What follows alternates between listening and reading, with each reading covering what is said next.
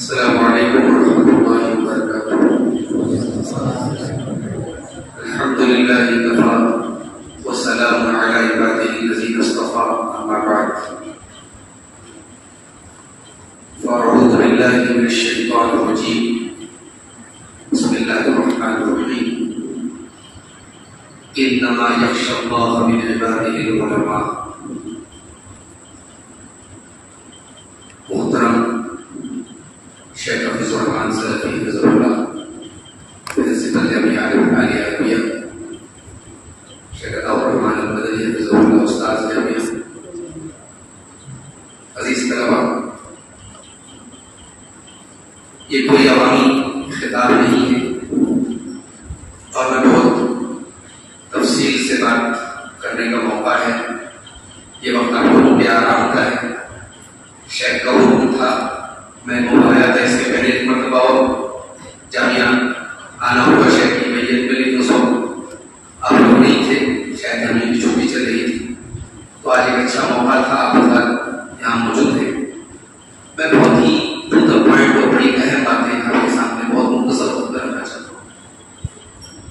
آپ سب جامعہ عالیہ عربیہ کے طلبہ ہیں، اس میں کچھ طلبہ ایسے ہوں گے جو ابتدائی درجات میں ہیں، کچھ آخری کلاسوں میں بھی ہوں گے، کچھ ایسے بھی ہیں جو اس سال فارغ ہو جائیں گے اور اگلے سال وہ دعوت عمل میں میدان عمل میں آ جائیں گے۔ ایک بہت بڑا سوال یہ ہے، مدارس کے طلبہ کے سامنے عام طور سے یہ سوال آتا ہے کہ ہمارا ٹارگیٹ کیا ہے، ہم پڑھ کر کے کیا بنیں گے۔ جیسے ایک انجینئرنگ پڑھنے والا ہے، اس کے سامنے ٹارگیٹ ہے کہ مجھے انجینئر بننا ہے، مجھے انجینئرنگ کی جاب کرنا ہے۔ ایک میڈیکل سائنس پڑھنے والا، اس کا ٹارگیٹ ہے کہ مجھے ڈاکٹر بننا ہے۔ تو آپ کا ہدف کیا ہے، آپ کا مقصد کیا ہے؟ اب میں یہ دیکھتا ہوں کہ ہمارے مدارس کے وہ طلبہ جو بہت جینیس ہوتے ہیں، بہت صحیح ہوتے ہیں، وہ کہاں جاتے ہیں؟ یونیورسٹیز کا روٹ اختیار کرتے ہیں۔ JNU چلے گئے، جامعہ ملیہ چلے گئے، کسی یونیورسٹی میں چلے گئے، پھر وہاں وہ بھی یہ کرتے ہیں۔ اور آپ جانتے ہیں کہ یہ تمام دینی ادارے عوام کی زکوٰۃ اور خیرات سے سچل ہیں۔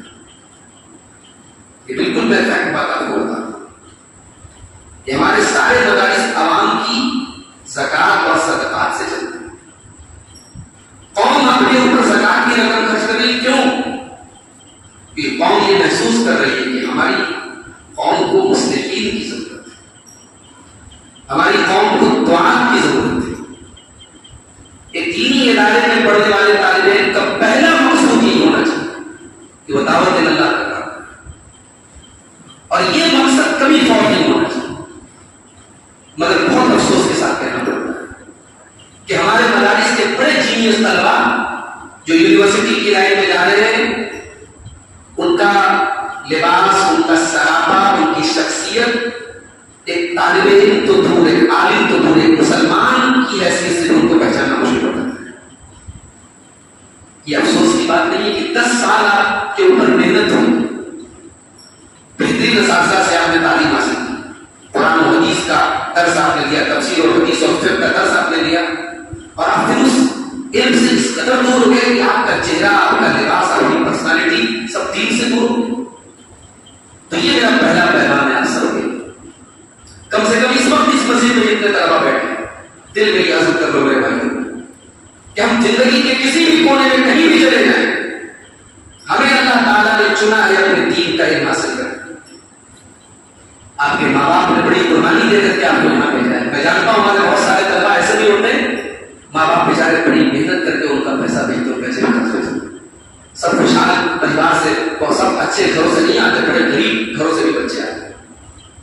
آپ کے ماں باپ نے بڑی امیدوں کے ساتھ میرا بیٹا عالم بنے، اگر اس ادارے سے 10 سال پڑھنے کے بعد اگر آپ اس لائف میں نہیں کہ کسی مسجد میں جا کے خطبہ دے سکے، عوام کی رہنمائی کر سکے، عوام کو دین سمجھا سکے، خود دین پر چل سکے، تو پھر میرے بھائی دینی مدارس کا کوئی کام نہیں، تو بند کر دینا چاہیے، تالا لگانا چاہیے۔ نوکری تو دنیا کے تمام کالج اور یونیورسٹیز میں نوکری مل گئی ہے، آپ نوکری کے لیے نہیں پڑھ رہے، بات یاد رکھیں۔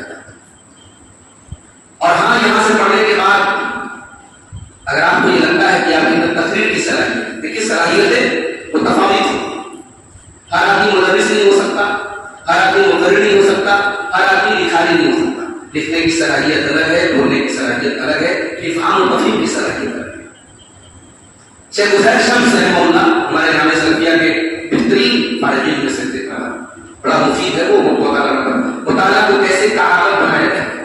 کوئی کتاب آپ پڑھ رہے ہیں، مطالعہ کر رہے ہیں، کوئی پوائنٹ کی بات ہے پینسل سے اس پہ انڈر لائن کر دیا، کہیں کاغذ پر نوٹ کر دیا، جو ہمارے مسلموں کا طریقہ ہے. اب فجر کی نماز میں اگر ہم اپنے گاؤں میں اپنے محلے میں فجر کی نماز میں ہم نظر نہیں آئے، عوام پر کیا اثر پڑے گا؟ ممبر میں کھڑے ہو کر نماز کی فضیلت پر بولیں گے، عوام من من کہے کہ پڑھے آئے مدرک بنے، پڑھے آئے نصیحت کرنے، تو خود نماز کی پابندی. تو ہماری زندگی میں تقویٰ ہونا چاہیے، اللہ کا ڈر ہونا چاہیے. یہ مدارس کا مقصد یہ دین کے لیے ہے میرے بھائی، یہ دین سکھانے کے لیے، دین پر عمل کرنے کے لیے. یہ تعلیم کتاب و حکمت کے ساتھ تزکیہ اور تربیت کا مرکز ہے.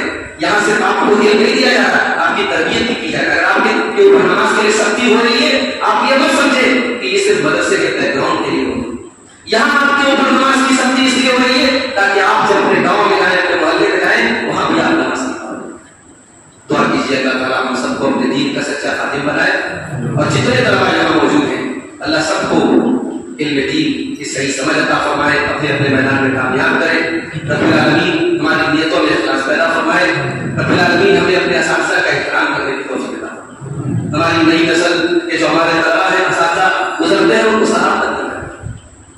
سب اللہ تعالیٰ ہم سب کو اپنے اساتذہ کی خدمت کرنے کی توفیق عطا فرمائے. آج ہم لوگ دنیا میں جاتے ہیں، لوگ عزت دیتے ہیں، خاطر تواضع کرتے ہیں. ہم کبھی کبھی یہ احساس ہوتا ہے کہ ہمارے اساتذہ جنہوں نے ہم کو بولنا سکھایا، ہم کو لکھنا سکھایا، ہم کو مطالعہ کا شوق دیا، وہ بیچارے اساتذہ ساری زندگی غلامی میں رہ گئے، ایک کمرے میں رہ گئے، بڑی محدود. آج ہم لوگ ماشاء اللہ بڑی اچھی تنخواہیں پا رہے، بڑی محدود تنخواہوں میں ان لوگوں نے اپنے ماں باپ، اپنے پریوار، اپنے بچوں کو چھوڑ کے مدرسوں میں زندگی گزاری ہے. آج ان اساتذہ کا احسان ہمارے قدموں پر ہے. اور ہمارے جو اساتذہ دنیا سے چلے گئے، واللہ ہم جب بھی دعا کے ہاتھ اٹھاتے ہیں ان اساتذہ کے لیے دعائیں کرتے ہیں. اور جو زندہ ہے ہمیں احساس ہوتا ہے کہ ان کی کوئی خدمت نہیں کرتا، کبھی کوئی موقع ملے تو کچھ ان کی خدمت کر سکے. یہ احساس ہمیشہ اپنے دل میں رہنا چاہیے. ہمیشہ اپنے اساتذہ کا احترام کیجیے. اللہ ہم سب کو اس کی توفیق دے. آمین. وآخر دعوانا